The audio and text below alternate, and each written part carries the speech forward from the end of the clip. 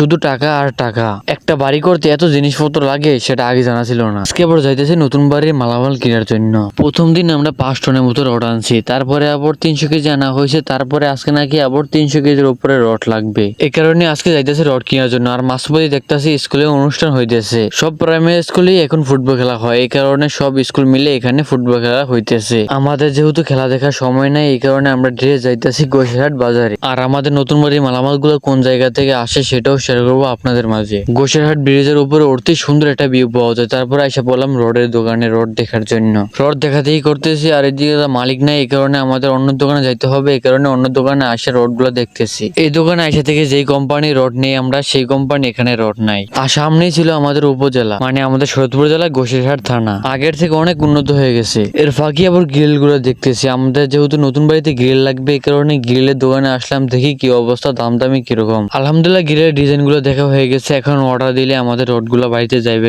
এরপরে আবার আইসা পড়লাম রড নিতে। আর জিনিসপত্রের যে দাম সেটা বলে বোঝার মতো না। 83 টাকার জিনিস এখন 100 টাকা হয়ে গেছে। আর এই 17 টাকায় হাজার হাজার টাকা বেড়ে যায়। প্রথমে চুরিগুলা গনে ওজন দিয়ে নিলাম। আজকে রড নেওয়ার কারণ একটাই, কারণ আমাদের বাড়িতে যেহেতু অলমোস্ট ওয়াল করা হয়ে গেছে, অর্থাৎ গাঁথনি করা হয়ে গেছে, এখন রিংটোন দিবে, এই কারণে রিংটোনের রড গুলো আনতে হইতেছে। আর এর ভিতরে বাইরে আইসা পড়ছে, এখন আমাদের রড গুলো ওজন দিতেছে। আর এই রডের যে ওজন সেটা বলে বোঝার মতো না। যে একবার কাঁধে নিছে সে বুঝতে পারবে এটার ওজন কিরকম। প্রথম দিন শুধু বাড়িতে রড আনতে আনতে আমার অলমোস্ট জ্বর এসে গেছে।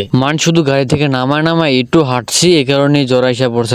কিরকম ওজন সেটা আপনারা বুঝতে পারতেছেন। আর এই অল্প রডেই দেখেন কতগুলো ওজন হয়ে গেছে। আর এটা শুধু রড না, এটা হচ্ছে আমাদের বাড়ির একটা স্বপ্ন। এই স্বপ্ন পূরণ করতে গিয়েছেন কত টাকা লাগতেছে সেটা এখন বুঝতে পারতেছি। অলরেডি ওজন দেওয়া হয়ে গেছে, এখন বাইরে রড গুলা গাড়িতে উঠাই দিতেছে। কি বলবো, দুঃখের কথা, এই রড গুলা কথা ছিল নসিবন্ধা নিব, কিন্তু তেলের কারণে নসিবনও চলে না এখন। এই কারণে বাধ্য হয়ে ব্যান্ডে নিতে হইতেছে। যেহেতু রড নিয়েছে এখন টাকা দিতে হবে, এই কারণে গুনে গুনে সব টাকাগুলো দিয়ে দিতেছে। একদিকে টাকা দিতেছে, খারাপ লাগতেছে, আর একদিকে ভালোই লাগতেছে, কারণ আমাদের নতুন বাড়িটা হইতেছে। টাকাগুলো বুঝে দেওয়ার পরে বেরিয়ে গেলাম বাড়ির উদ্দেশ্যে। এখানে অল্প কিছু রড দেখতে পারতেছেন, কিন্তু এখানে 30,000 প্লাস টাকা লাগছে। আর আমাদের বাড়ির বালিগুলো ওইখান থেকেই নেওয়া হয়। আর সিমেন্ট আনি হইতেছে যে জাহাজগুলো আসে, অর্থাৎ ঢাকা থেকে যে জাহাজগুলো আসে, সেই জাহাজ থেকে আমাদের নসিবন করে বাড়িতে দিয়ে আসে। আমরা যে সিমেন্ট গুলো বাড়িতে ব্যবহার করতেছি সেগুলো একেবারে জাহাজ থেকে আনা হয়, এগুলো কোনো দোকানে উঠানো হয় না। আর যারা আমাদের মতো বাড়ি করতেছে তাদের উদ্দেশ্যে কথা বলি, আপনাদের কিরকম টাকা লাগতেছে আর কিরকম দাম যাইতেছে সেগুলো একটু কমেন্ট করে জানাবেন। যারা যারা আগে কিনে রাখছে তাদের অনেক টাকা বেঁচে গেছে।